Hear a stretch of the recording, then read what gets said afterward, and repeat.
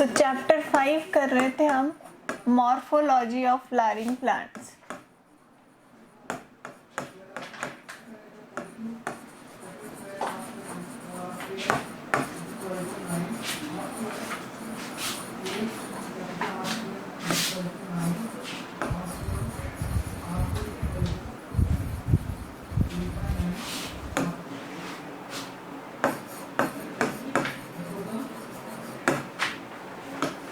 मैं एक चीज भूल गई थी आपको लीव्स के अंदर समझाना, वेनेशन।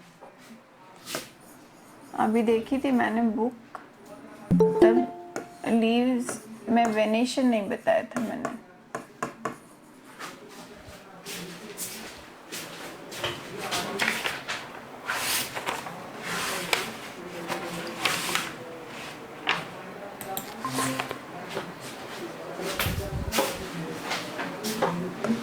है ना? इसमें क्या है देखो, लीफ के अंदर जो मिड रिब होती है ना,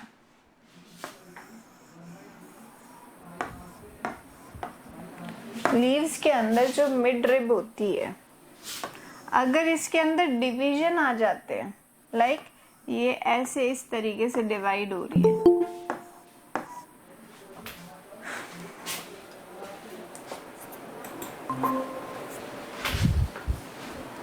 और फिर अगेन सब डिविजन्स आ रहे हैं, इस टाइप की अगर वेन्स प्रेजेंट है या वेनेशन हो रहे हैं, तो ऐसे वेनेशन, ये क्या बना रहा है एक्चुअली, जाली जैसा, जाल जैसा कुछ बन रहा है ना, तो ऐसे वेनेशन को हम बोलते हैं रेटिक्यूलेट वेनेशन।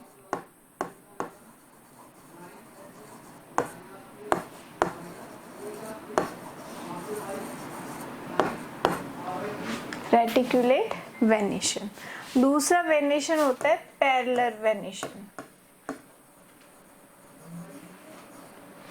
इसके अंदर वेन्स आपको ऐसे ही दिखेंगी। गेहूं के प्लांट्स के कभी लीव्स वगैरह नोटिस करना, ये पैरेलल चल रही है, तो ऐसा वेनेशन पैरेलल वेनेशन के अंदर आता है। मोस्टली हमने ऐसा ही देखा है ना सारी लीव्स के अंदर, ऐसा आपको मोनोकोट्स के अंदर देखने को मिलेगा। देखना बाजरा के, और कभी मौका मिले तो, या रेटिकुलेट जिजिपस,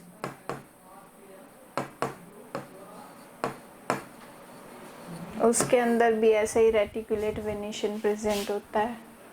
स्माइलेक्स, उसके अंदर भी रेटिकुलेट, और इसके तो बहुत सारे एग्जाम्पल है, जो प्लांट आप देखते हो वो लिख सकते हो इसके अंदर, है ना।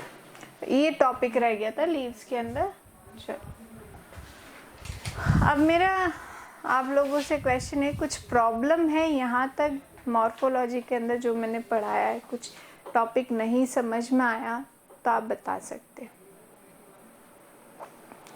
आप चारों को कुछ प्रॉब्लम?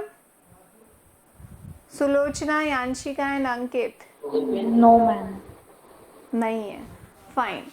तो हम स्टार्ट करते हैं।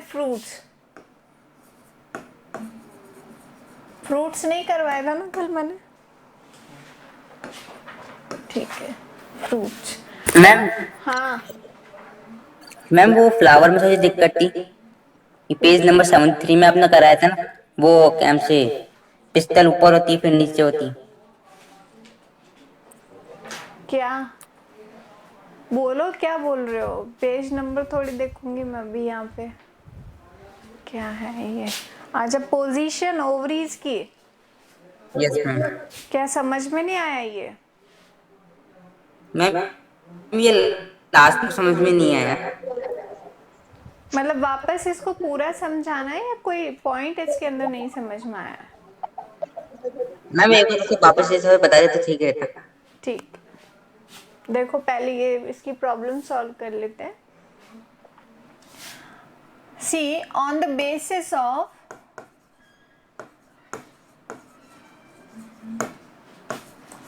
position of ovary,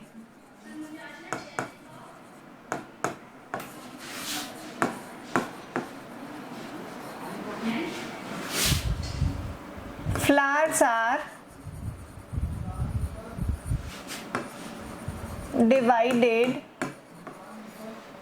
into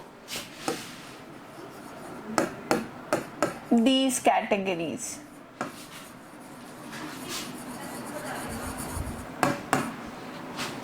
पहला हाइपोगाइनस फ्लावर,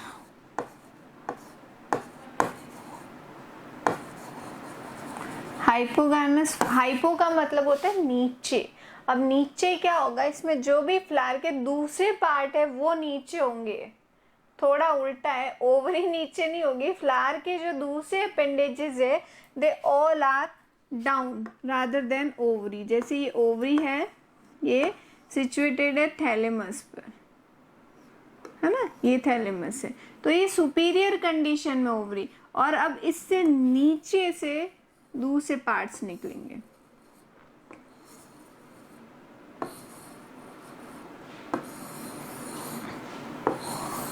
ठीक है, तो ओवरी की कंडीशन क्या हो गई, अगर ओवरी हम देखते हैं तो कैसी कंडीशन में, इस सुपीरियर कंडीशन में,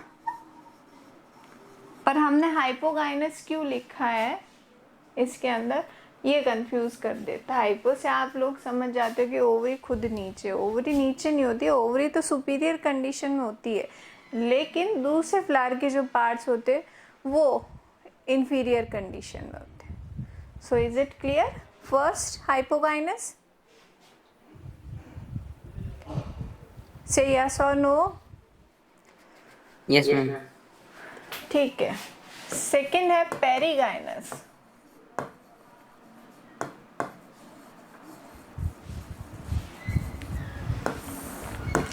पेरिगाइनस में क्या है, सेमी इंफीरियर कंडीशन में होती है ओवरी।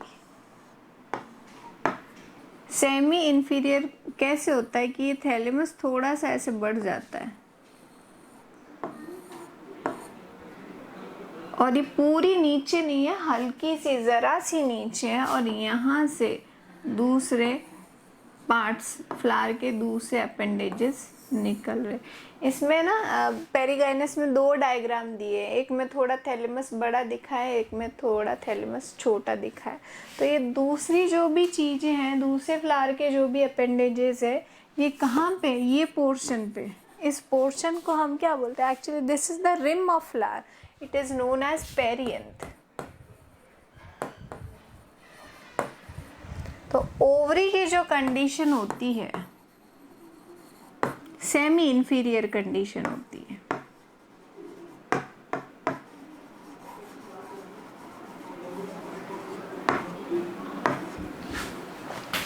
सेमी इंफीरियर कंडीशन होती है। और थर्ड जो टाइप है epigynous.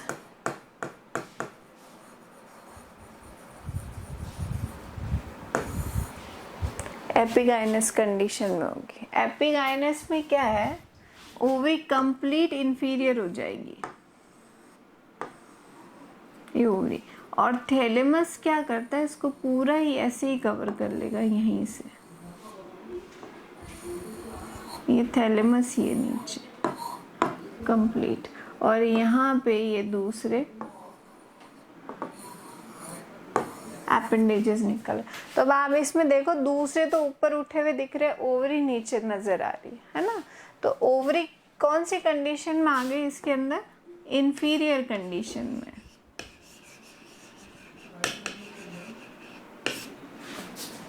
That's why flower epigynous हो गया। So is it clear Ankit now? Yes ma'am. बढ़े फिर आगे फ्रूट्स पर। Yes ma'am. Fruits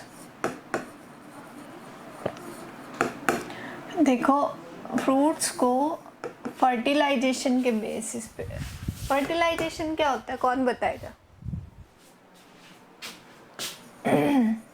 what is fertilisation?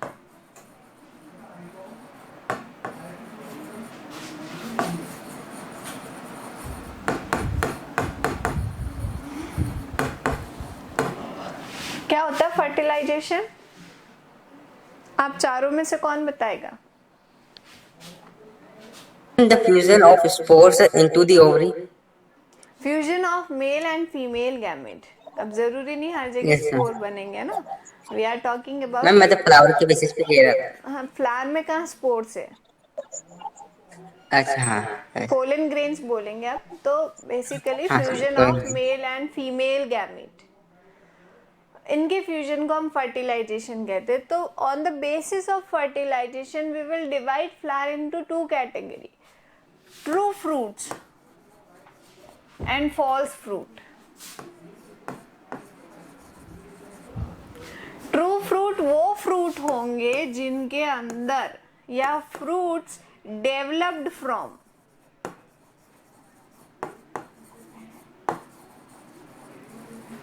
Fertilisation.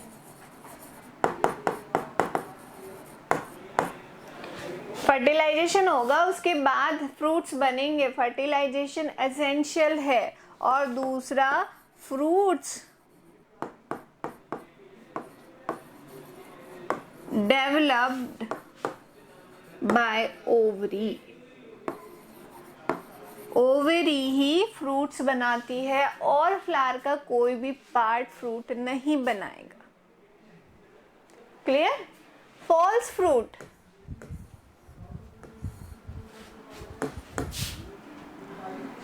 fruits will develop rather than ovary.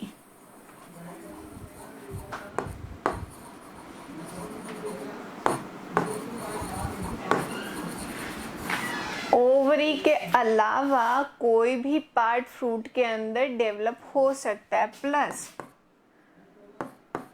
No requirement of fertilisation.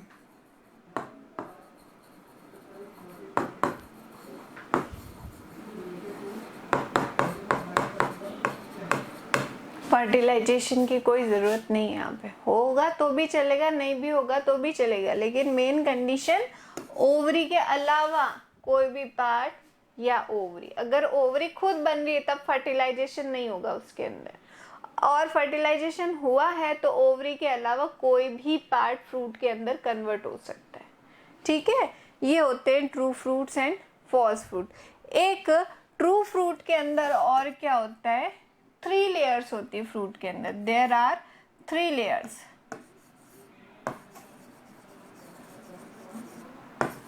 Are present, 3 layers जो है वो present होती है फ्रूट्स के अंदर। अब वो लेयर्स कौन सी होती है, ट्रू फ्रूट्स की बात कर रही हूं मैं। देखो, आउटर मोस्ट लेयर,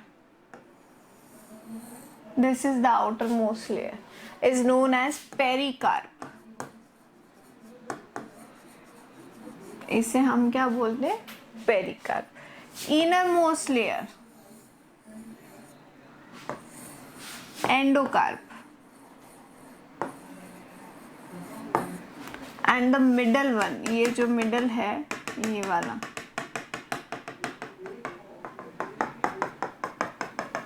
क्या बोलते हैं इसको हम, मीजोकार्प। अब पेरिकार्प क्या करता है, स्किन होता है फ्रूट का जिसे हम छिलका बोलते हैं, स्किल, जिसे हम निकाल के फेंक देते। काम क्या है इसका, प्रोटेक्शन, तभी तो वो थोड़ा सा हार्ड है ना। मीजोकार्प एडिबल होता है, सिर्फ यही एक ऐसा पोर्शन है जिसे हम खा सकते, बाकी इन दोनों में से कुछ भी नहीं खा सकते। Endocarp, it is a quite stony, थोड़ा स्टोनी होता है। और वो स्टोनी क्यों होता है, क्योंकि इसके अंदर सीड होता है, तो सीड को प्रोटेक्ट करने रखना है, तभी तो आगे न्यू ट्री बनेगा। So that's why it is a stony, protects seed, seed को प्रोटेक्ट करके रखता है। तो ऐसा फ्रूट आपका ट्रू फ्रूट है। एंड बेसिकली ये जो डायग्राम हमने बनाया है, it is example of drupe fruits, drupe fruits का एग्जाम्पल है। ठीक है, इसके एग्जाम्पल है आपके मैंगो, सुपीरियर ओवरी से मोनोकार्पेलरी, उससे बनते हैं ये। कोकोनट।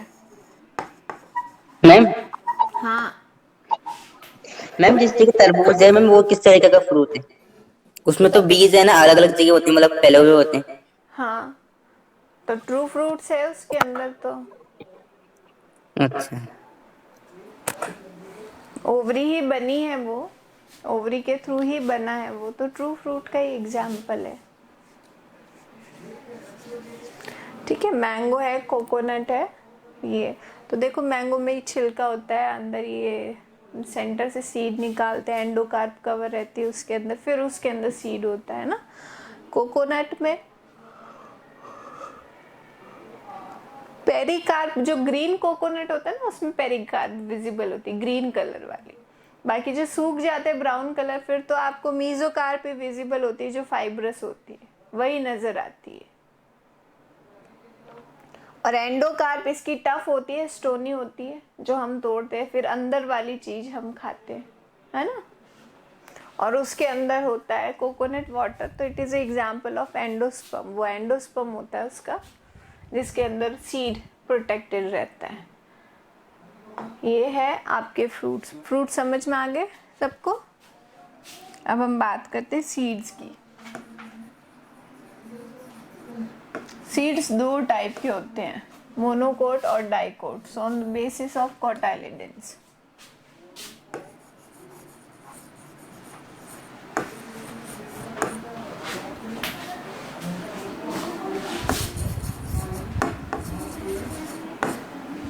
किसके बेसिस पे? On the basis of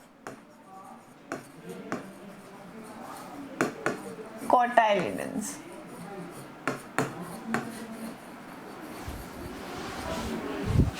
dicot seed देखो, ये जब एम्ब्रियो बन जाता है इस तरीके से,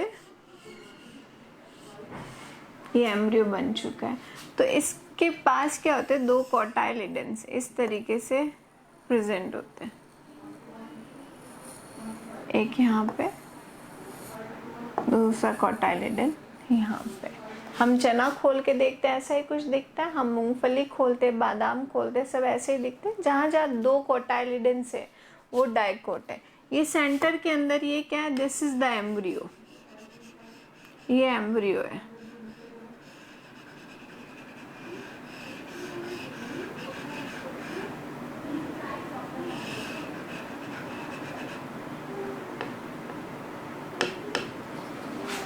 ये एम्ब्रियो है, ठीक है। कोटाइलिडेंस क्या करते हैं? They have reserve food material.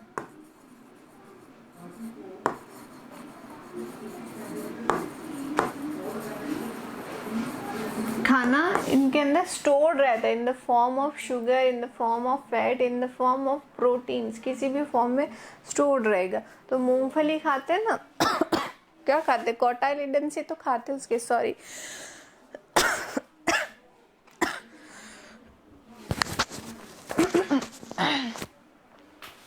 तो उसके अंदर रिजर्व फूड क्या है? ऑयल है, सरसों का तेल निकल रहा है, कोटाइलिडन से निकाल रहे हैं। मूंगफली का तेल निकल रहा है, कोटाइलिडन से निकाल रहे, क्योंकि उनके अंदर फूड स्टोर था फैट्स के फॉर्म में, और हम खाते भी है, वो हमें फैट्स मिलती है, एनर्जी मिलती है उससे। चना हम खाते हैं, पल्सेस हम खाते, क्या है? कोटाइलिडन से तो खा रहे हैं हम उसके। क्यों खा रहे? प्रोटीन का सोर्स है, प्रोटीन स्टोर है उसके अंदर, है ना। तो these are some energy materials जो फूड ही है, और वो रिजर्व रहता है। क्यों रिजर्व रहता है? ताकि एम्ब्रियो इससे नरिशमेंट ले सके, एम्ब्रियो इससे नरिशमेंट ले सके। तो ऐसे सीड जो है, मैंने यहाँ नाम देखो ध्यान नहीं दिया, मोनोकोट की जगह डाइकोट बना दिया है। तो आप यहाँ, आप लोगों ने भी बोला नहीं मैम दो कोटाइलिडेंस देख रहे हो, ये डाइकोट है, दो कोटाइलिडन। डाइकोट मतलब दो कोटाइलिडन। यहाँ पे है मोनोकोट, यहाँ पे बना देंगे मोनोकोट। क्लियर? देखो एक बुक के अंदर ये चने का भी ऐसा डायग्राम दिया गया है, चना बनाया हुआ ऐसा, और यहाँ पे एक छोटा सा स्पॉट दिखाया गया। इसे हम हाइलम बोलते हैं। हाइलम बेसिकली रिड्यूस फॉर्म हो जाता है, माइक्रोपाइल जो है वो हाइलम के अंदर कन्वर्ट हो जाता है। मोनोकोट्स, सिर्फ एक कोटाइलिडन होता है इसके अंदर, ये सीड कोट, ये इसके अंदर क्या होती है, फिर एल्यूरोन लेयर प्रेजेंट होती है प्रोटीन की।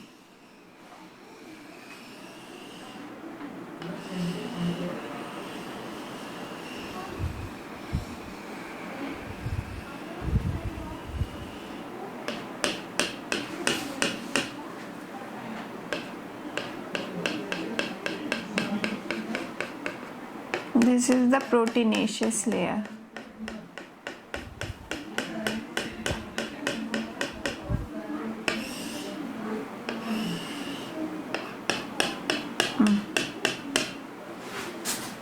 और ये एक कोटाइलिडन है इसका, ये यहाँ पे, जिसे हम बोलते हैं स्कूटेलम।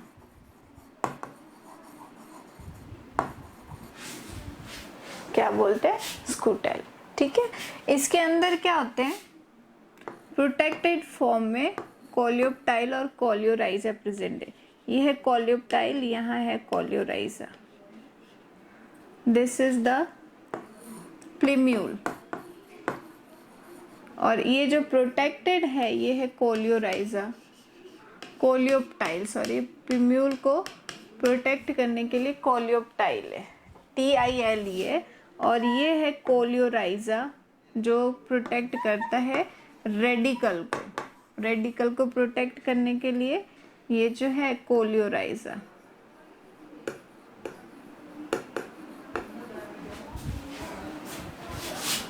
ठीक है, तो सिंपल सा होता है, जैसे इनके एग्जाम्पल्स जो भी है, वीट है, मेज है,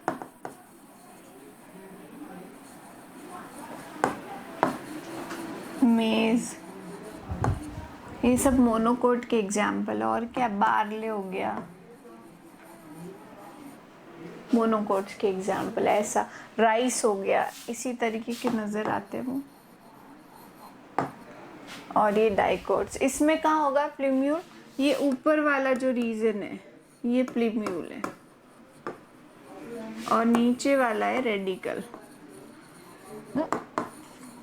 प्लीम्यूल क्या बनाता है, शूट बनाता है, मतलब स्टेम बनाएगा। ये रेडिकल क्या बनाता है, रूट्स बनाता है।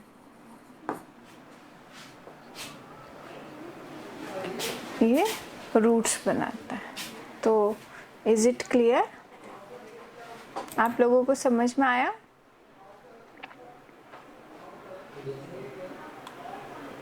आप लोगों से बात कर रही हूँ, यस नो तो बोल सकते हो कि सो गए। Yes ma'am. ओके, चलो अब इसके बाद आती है आप लोगों के फैमिलीज। फैमिलीज जो है वो क्या है, उनका डिस्क्रिप्शन जो है वो देखना है। ठीक है, एक फ्लोरल स्ट्रक्चर जो है वो बनाना हमें आना चाहिए। तो वो एक्चुअली पार्ट तो है हमारा इसका प्रैक्टिकल्स का। तो मैं आपको ना कल एक इसका वीडियो बना के सेंड करूँगी ग्रुप के अंदर। ठीक है, प्रैक्टिकल का पार्ट है तो प्रैक्टिकल बेसिस पे ही करवाना रहेगा मुझे। एक फ्लावर के थ्रू हम इसको समझेंगे। ठीक है, इसमें बहुत सारी टर्म्स है, वो थोड़ी रटनी पड़ेगी आपको, और फ्लोरल फॉर्मूला। तो मैं अभी थोड़ा सा एक एग्जाम्पल दे सकती हूँ आप लोगों को, एक एग्जाम्पल के बेसिस पे समझ लेते। देखो, सबसे आउटर पोर्शन जो होता है फ्लावर का वो सेपल्स होता है ना, जिसे हम क्या बोलते हैं, कैलिक्स, कैलिक्स बोलते हैं। तो उसको हम रिप्रेजेंट करेंगे के से, कैलिक्स को के से। कैलिक्स के बाद क्या है, कोरोला, उसको हम सी से रिप्रेजेंट करेंगे। उसके बाद क्या आता है, एंड्रोशियम, उसको ए से रिप्रेजेंट करेंगे। उसके बाद क्या है, gynoecium. If flower is actinomorphic तो प्लस से रिप्रेजेंट करना है, जाइगोमॉर्फिक तो परसेंटेज से रिप्रेजेंट करना है। क्लियर है? अब कोई फ्लावर है वो है एक्टिनोमॉर्फिक, उसको देख के पता चल जाएगा भाई इसको अगर सेंटर से कट करेंगे तो इक्वल पोर्शन में डिवाइड होगा, नहीं होगा, नहीं होगा तो एक्टिनोमॉर्फिक है, होगा तो जाइगोमॉर्फिक होगा। लेकिन वो एक्टिनोमॉर्फिक है, उसको देख के हमें पता चला, हमने प्लस लगा दिया। फिर उसके बाद आता है कैलिक्स। कैलिक्स में कितने मेंबर हैं? ये फ्लोरल फॉर्मूला रीड करना भी आना चाहिए, बनाना भी आना चाहिए। कैलिक्स है। सेपल्स में अगर हम बात करें पेंटामेरस फ्लावर है, मतलब 5 उसके मेंबर होंगे, 5 सेपल्स है तो 5 लिख दिए। अब वो 5 क्या है? पॉलीपेटलस है, गैमोपेटलस है। पॉली का मतलब क्या होता है? फ्री है एक दूसरे से। गैमो का मतलब क्या है? यूनाइटेड है। अगर गैमोपेटलस है तो हम ब्रैकेट लगाएंगे, अगर पॉलीपेटलस है तो हम ब्रैकेट नहीं लगाएंगे। समझ में आई बात? इसके बाद आता है कोरोला। क्या कोरोला कितने मेंबर है? 2 है, 3 है, 4 है। और मोस्टली क्या होता है, जितने मेंबर सेपल्स के होते हैं उतने ही मेंबर कोरोला के भी होते हैं। और जैसे सेपल्स होते हैं लगभग वैसे ही कोरोला भी होते हैं। लेकिन मैं बात कर रही हूँ यहाँ पॉलीपेटलस है, वो कनेक्टेड नहीं, उनकी पेटल्स जो है हम सेपरेट कर सकते हैं। फिर एंड्रोशियम, कितने नंबर है एंड्रोशियम के? मैंने कहा 10 नंबर है, लेकिन वो 10 कैसे है? मैं कह रही हूँ 5 छोटे 5 बड़े, तो 5-5 का ग्रुप अलग बन गया, तो हम इसको लिख सकते हैं 5 + 5। या फिर मैं डायरेक्ट लिख सकती हूँ अगर 10 एक जैसे हैं तो, ठीक है। 10 में से 2 लंबे हैं तो, या 10 के अलावा 2 लंबे हैं तो 10 + 2 लिख दिए मैंने। नहीं तो कि 10 में से 2 लंबे हैं तो 8 + 2 लिख दूंगी, 2 अलग हो रहे, ठीक है। अभी एंड्रोशियम क्या एपिपेटलस है, मतलब पेटल से चिपके हुए हैं या नहीं है? अलग है। फ्री है तब तो हमें कुछ नहीं करना, but if they are epipetalous, ये चिपके हुए तो ये बनाना पड़ेगा। गाइनोशियम, गाइनोशियम भी वही है। कैसी है गाइनोशियम? कैसी है? सुपीरियर है, इंफीरियर है या सेमी इंफीरियर है, वो देख के पता चलता है। फ्लावर की स्टडी करनी पड़ेगी। सुपीरियर है तब इसके नीचे अंडरलाइन, इंफीरियर है तो इसके ऊपर अंडरलाइन, सेमी इंफीरियर है तो इसके पास में अंडरलाइन। समझ में आया? Superior, inferior and semi inferior, ये अंडरलाइन लगानी पड़ेगी। अंडरलाइन क्या कहता है? उसकी पोजीशन के बारे में बताता है। अब वो कैसी है? मोनोकार्पलरी है या फिर पॉलीकार्पलरी है? पॉलीकार्पलरी है तो वो एपोकार्पस है या सिनकार्पस टाइप है? सिन का मतलब होता है फ्यूज्ड और एपोकार्पस का मतलब होता है फ्री। अगर मोनोकार्पलरी है तब तो हम 1 लिख देंगे। लेकिन बात कर रहे हैं हम कि वो जब एक से ज्यादा होती है, पॉलीकार्पल्स वाली कंडीशन है, तो उसके अंदर कैसी है, किस टाइप की है? एपोकार्पस है, सिनकार? एपोकार्पस मतलब फ्री है, कितनी है? 10 है, 10 लिख दिया। सिनकार्पस है, कंबाइन है, सुपीरियर है, तो इस तरीके से लिखेंगे। तो एक फ्लावर फॉर्मूला बन जाता है। ये जो हमने लिखा है, it is a floral formula. क्या बोलते हैं इसको? Floral formula.